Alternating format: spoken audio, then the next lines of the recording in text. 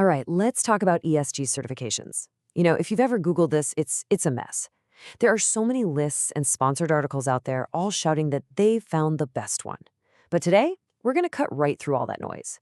We're going to look at what employers actually care about, what they really reward, so you can make a smart, strategic choice for your own career. So this is it. This is the question I hear more than any other.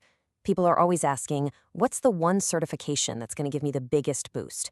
Whether you're trying to break into ESG or you're aiming for that next big promotion, it feels like the most logical place to start. But what if I told you it's not? In fact, asking that question is probably the biggest mistake you can make. It's based on this flawed idea that can just, quietly stop your career in its tracks.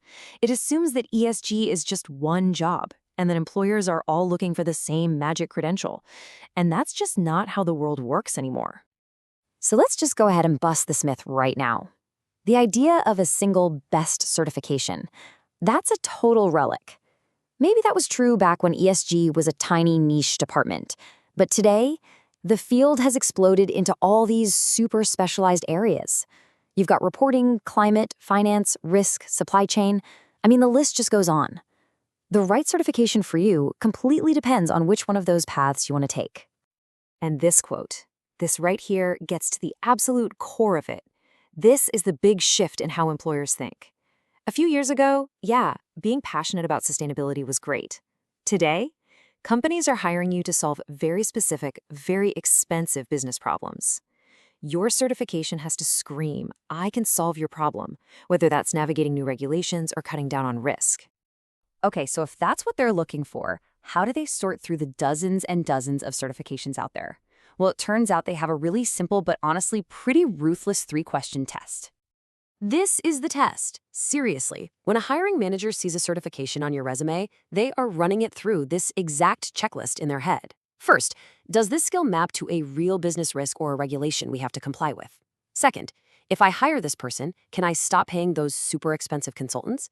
And third, and this is a big one, can their work survive intense scrutiny from auditors or from investors?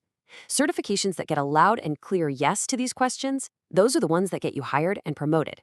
Everything else, well, it kind of gets seen as just a nice-to-have awareness badge.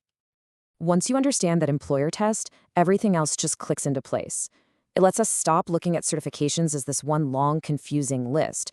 Instead, we can organize them into a really clear framework, 3 distinct tiers, and each one is defined by its actual, real-world impact on your career. So here's how it all breaks down. Think of it like this. The closer a certification gets you to actual business decisions, to risk, and to money, the higher its tier and the bigger its impact. So Tier 1 credentials like the GRI or the CFA ESG, they can directly influence whether you get hired and how much you get paid. Tier 2 is more about showing you're ready for a promotion, things like risk and assurance. And Tier 3, that's your solid foundation, perfect for folks who are just transitioning into the ESG world. Let's really zero in on Tier 1, because this is where the serious career acceleration happens. These are the credentials that you'll see again and again in senior-level job posts. They're basically a shortcut, a signal to employers that you have a very specific, very in-demand skill. Let's kick things off with reporting. So GRI is still the absolute gold standard for impact reporting, no question. But here's the secret for getting into those senior roles. Just having GRI isn't enough anymore. The real power move is to pair GRI with a financial standard, like IFRS or SASB. Why? Because that combination proves that you can build a bridge between the sustainability story and the financial bottom line. It shows you can speak the language of the CFO, the investors, and the board. Next up, carbon accounting. Wow. Skills related to the GHG protocol have just become one of the hottest tickets in the entire field. So why all the demand? Well, because it's not just about counting carbon anymore. This is the foundation for everything. Engaging your suppliers, building a net zero plan that's actually credible, and creating disclosures that can survive an audit. It is one of the very few ESG skills that consistently leads to a bigger role and a bigger paycheck. And finally, for anyone who even touches the world of finance, the CFA certificate in ESG investing is, hands down, the most powerful credential you can get. This is not about telling nice stories about sustainability. This is about hard numbers. We're talking valuation, portfolio construction, risk management. Hiring managers in finance trust it for a reason. It's quantitative, it's standardized, and it's recognized all over the world by their own industry. It is the ultimate bridge for a finance pro to pivot into a serious ESG role. All right, moving on to Tier 2. These credentials are all about showing you're ready for that next step up. Think about certifications in things like risk management, assurance, or specific ISO standards. They might not be the main reason you get the job, but they send a powerful signal to your boss that you're ready for more responsibility. They prove you have the discipline to work in an environment where every ESG claim gets challenged, not just applauded. And that brings us to Tier 3. These foundational certifications are fantastic for people who are switching into ESG from a totally different field. So if you're coming from, say, marketing or engineering, a Tier 3 cert is your signal to the world that you're serious about this and that you're learning the language of ESG. The trick is to combine it with the expertise you already have. Think of it as your ticket to get into the game, not necessarily your seat in the VIP section. Okay, so now that we have these tiers in our head, let's connect it all to the bottom line, your salary. Because the biggest thing that drives your compensation in ESG, it's not what most people think. It's not about collecting a bunch of certifications like their trading cards. It really all boils down to this one simple rule.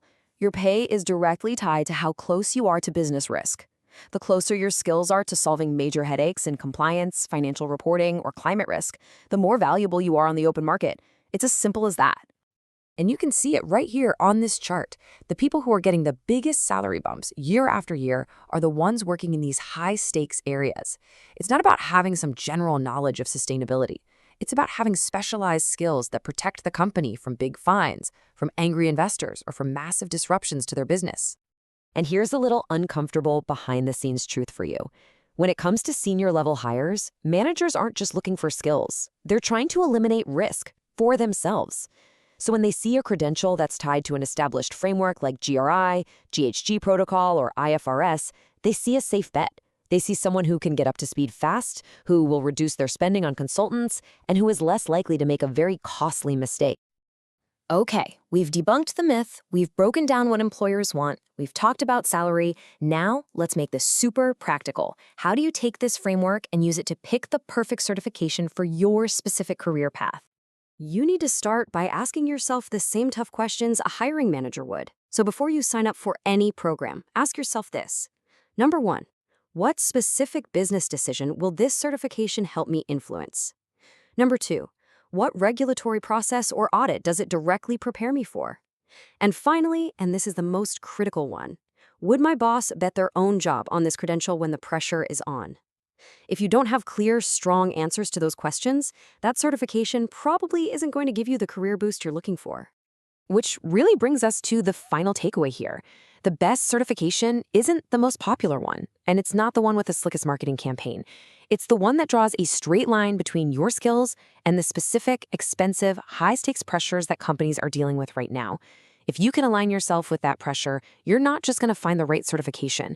You're going to build a career that's valuable, resilient, and really rewarding.